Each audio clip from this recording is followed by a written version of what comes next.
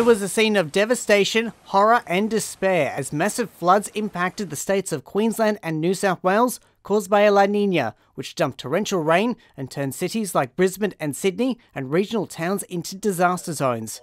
22 people were killed, food shortages emerged, and the damage is estimated to be in the billions of dollars. The Australian Bureau of Meteorology has given hope to wet-weary Australians with our announcement the La Nina event has ended. Out in the Pacific Ocean, we've seen some changes in the sea surface temperatures and also the temperatures beneath the surface and the trade winds, which all indicate we're moving back into neutral conditions.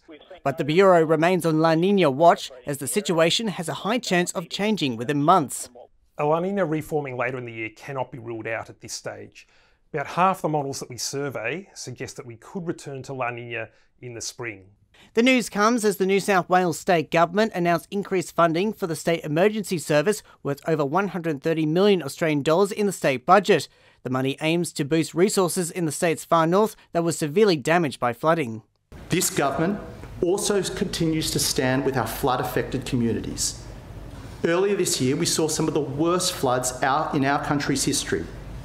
We are partnering with the Commonwealth Government to invest $3.5 billion to rebuild those communities and support our people as they recover. Scientists warn global warming could cause La Nina events to become more common, meaning more wet weather for places like Australia and drought conditions for the Pacific coast of the United States. With winter approaching its midpoint here in the Southern Hemisphere, forecasters are keeping a close eye out to see what kind of summer we will have. In Sydney, Daniel Pizarro, MyTV 53 News.